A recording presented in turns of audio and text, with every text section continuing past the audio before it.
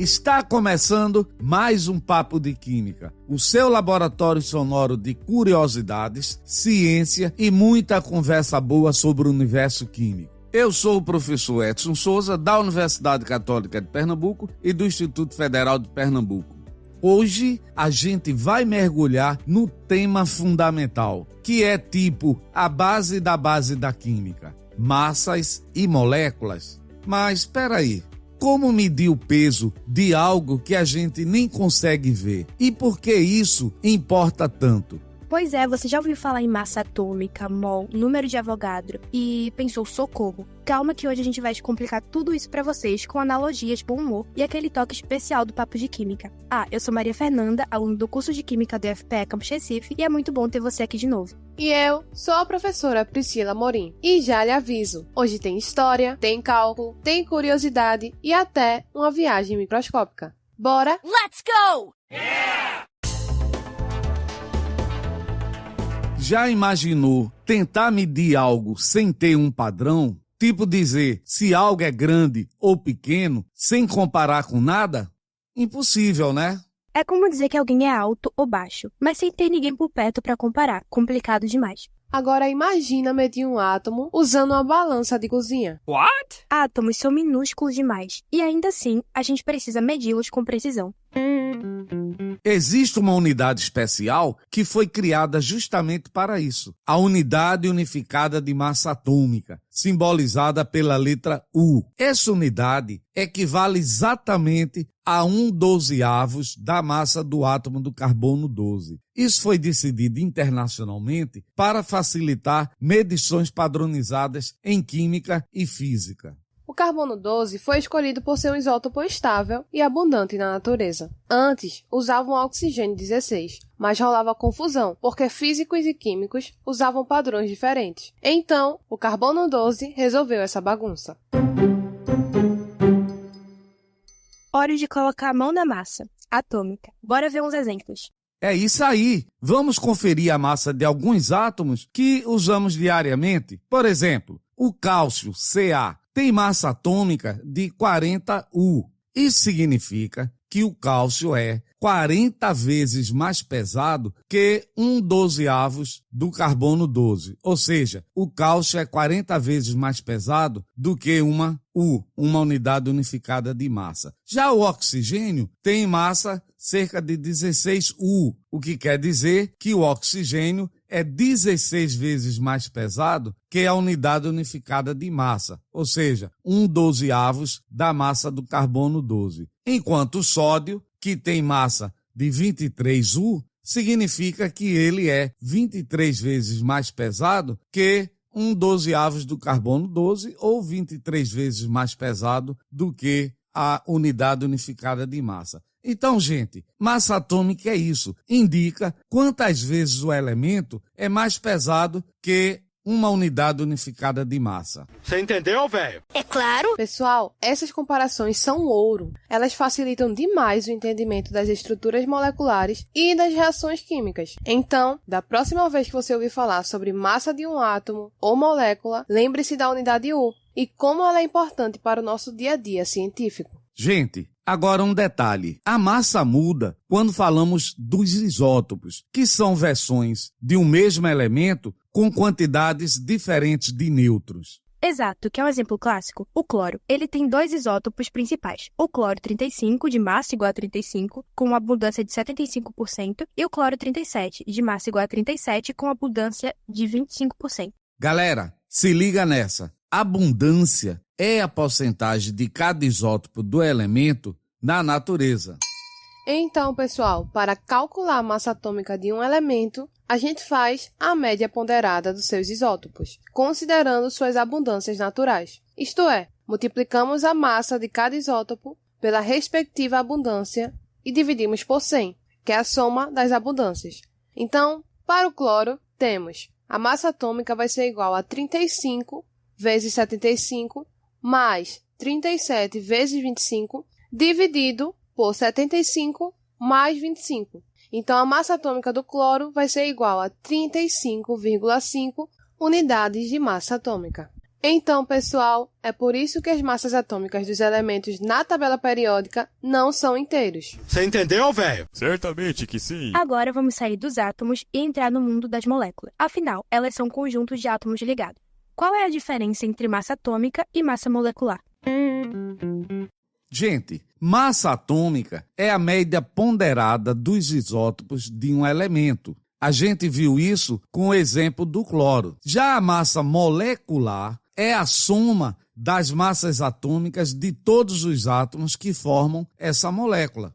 Então, pessoal, vamos agora para um exemplo rápido. A água, H2O, ela é formada por 2 átomos de hidrogênio e 1 átomo de oxigênio. Cada hidrogênio tem massa aproximadamente de 1 U e o oxigênio tem massa de 16 U. Então, vamos somar tudo? No hidrogênio, teremos 2 vezes 1 U, que será igual a 2 unidades unificadas de massa, e temos o oxigênio, 1 vez 16U, que é igual a 16 unidades unificadas de massa. A soma de tudo, 2 mais 16, dá igual a 18 unidades unificadas de massa, que é a massa molecular da água.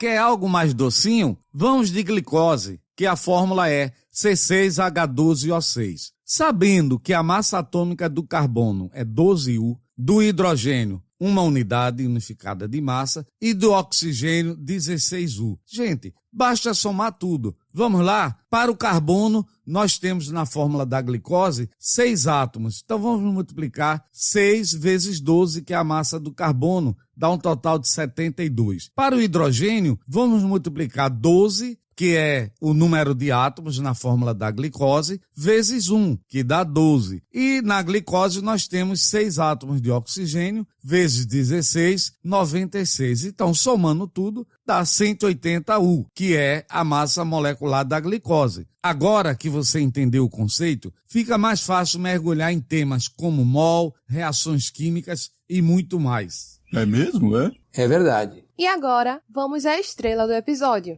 O mol, tipo, quando você compra uma dúzia de ovos. Pois é, dúzia é só a forma prática de dizer 12 coisas. E adivinha só, o mol é exatamente isso. Uma dúzia química, só que em vez de 12, é 6,02 vezes 10 a 23. Um mol de qualquer coisa tem isso em unidade. Esse número gigante tem até nome, número de Avogadro. É como o CPF da matéria. Mas aí é que tá. Como descobriram esse número? Vamos citar 2 maneiras famosas. A primeira é pelo experimento de Millikan, medindo a carga do elétron, e a segunda pela cristalografia de raio-x. Pessoal, temos um bônus no site www.papodequimica.com. Tem um arquivo com o texto desse episódio, incluindo a descrição desses experimentos. Então, não perde não. Pessoal, mol é a quantidade correspondente a 6,02 vezes 10 a 23 unidades de entidades químicas. Quando falamos de mol, devemos especificar se estamos falando de átomos, moléculas, íons ou elétrons, por exemplo. Um mol de átomos é igual a 6,02 vezes 10 a 23 átomos. Um mol de moléculas é igual a 6,02 vezes 10 a 23 moléculas. Um mol de íons equivalente e um mol de elétrons também equivalente. Então, se eu tiver um mol de moléculas de água, eu tenho 6,02 vezes 10 a 23 moléculas. Isso ajuda muito quando queremos fazer conversões entre o mundo microscópico e o macroscópico. Então, pessoal, o mol é a ponte entre o invisível e o que conseguimos pesar. Se você tem a massa atômica de um elemento, você sabe quantos gramas corresponde a um mol dele. Você entendeu, velho? É claro! Galera, agora vem um conceito importantíssimo, a massa molar, que é a massa em gramas de um mol de qualquer substância. Então se liga aí, massa atômica é a massa de só um átomo e é expressa em unidade unificada de massa. Massa molecular também é expressa em unidade unificada de massa, U, e é a massa de uma molécula. Agora, quando a gente fala de massa molar, primeiro, ela é expressa em gramas. Segundo, é a massa de 6,02 vezes 10 a 23 espécies dessa substância.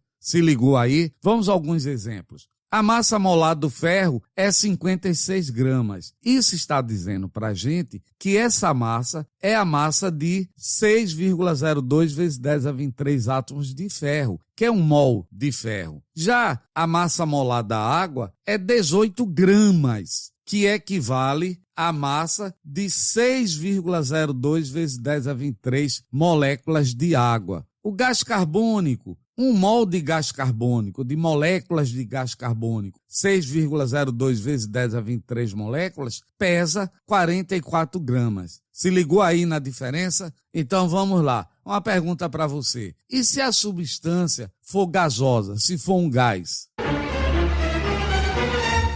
Nas condições normais de temperatura e pressão, CNTP, isto é, quando a pressão é igual a 1 atmosfera e a temperatura for igual a 0 graus Celsius, 1 mol de qualquer gás ocupa 22,4 litros. Por exemplo, 1 mol de gás oxigênio é igual a 32 gramas e ocupa 22,4 litros. E 1 mol de gás carbônico é igual a 44 gramas e ocupa 22,4 litros. I got it. Curiosidades? Segura essa. Se você tivesse 1 mol de bolinhas de gude, daria para cobrir a superfície da Terra com uma camada de 80 quilômetros de altura. Ou ainda, se você tivesse 1 mol de grãos de areia, daria para preencher todos os oceanos do planeta várias vezes. Eu não sabia. O mol não é só uma unidade. É uma forma de pensar o mundo em escala molecular. Sem ele, a química moderna não existiria.